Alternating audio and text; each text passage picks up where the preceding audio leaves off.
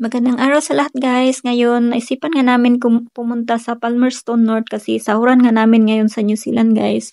At Wednesday nga ng hapon, dali-dali kaming nagbihis at pumunta kami sa Palmerston North para doon na lang kami mag-dinner.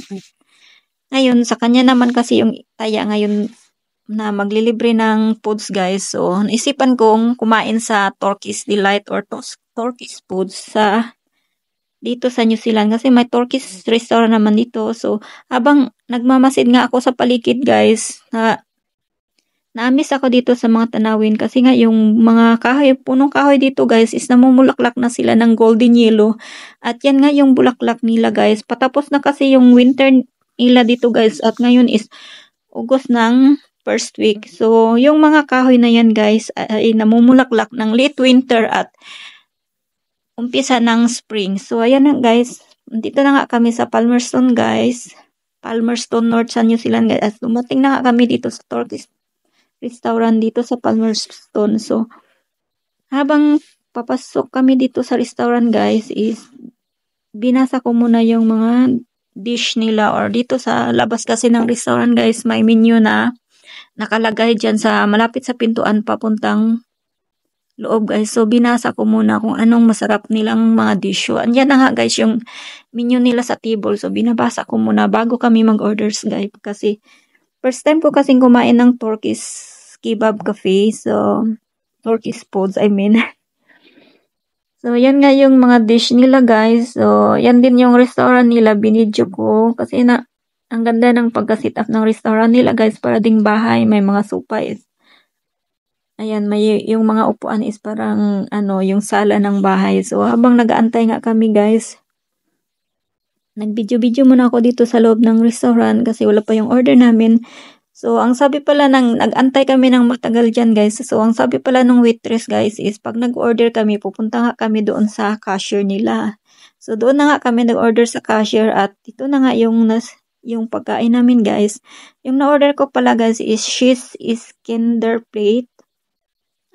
Served with either chip or rice. So, yung napili ko pala is rice at saka may kasamang mga vegetarian salad at may 3 dip sauce at may sauce din na yung hiningi ko guys is yung sauce niya is barbecue sauce, sweet chili sauce at saka yung mint sauce. So, yung sauce na yan guys is nilagay na lang nila dyan sa meat. So, yung na-order ko kasi guys is mixed meat kasi siya na parang grill siya. Tapos, may rice sa loob at saka may mga vegetable na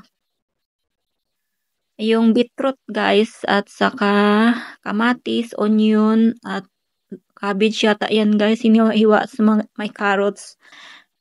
Yung isa naman guys, yung in-order niya naman is mixed grill combination with kebab meat, chicken, beef, lamb. At saka yung pinili niya is chips, yung french fries, kasi ayaw naman niya ng rice o yung chips ang gusto niya. So, ayan na guys, kumakain na kami that time guys. At nagustuhan ko naman yung foods nila guys kasi masarap siya.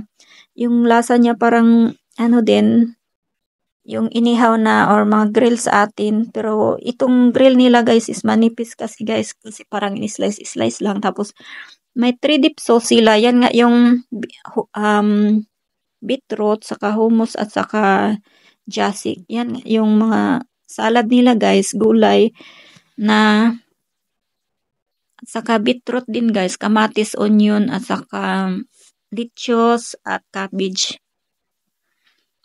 Yung salad nila na nasa isang plato.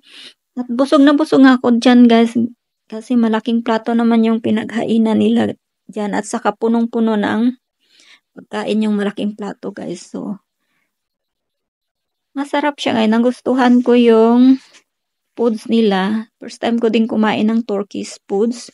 So, masarap siya. Parang din, kain natin yung inihaw na mga meat sa atin. So, pero yung pagkaihaw nila is maninipis lang kasi siya guys. So, ganyan yung itsura niya. At sa baba niyan guys, sa loob niyan may rice. Kasi rice naman yung in-order ko. So, kain tayo guys. Yung isa naman is gustong-gusto niya din yung chips. Or tinatawag nating french fries sa atin.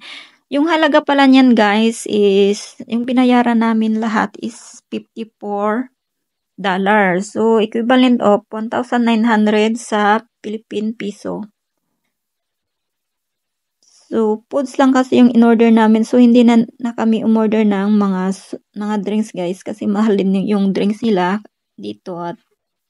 So, nagbabudget kasi kami dito at that time. So, yung foods lang yung na-order namin kasi pag mag-order pa kami ng drinks, another extra bayad na naman. So, maybe yung drinks kasi nila dito, guys, nasa $12, ganun. So, nasa 500 pesos din sa atin. So, hanggang dito na lang, guys. Kain tayo, guys. Thank you for watching. Kung nagustuhan nyo yung video ko, guys, please follow and share. Hanggang sa susunod. Thank you for watching. Hanggang dito na lang. Bye-bye.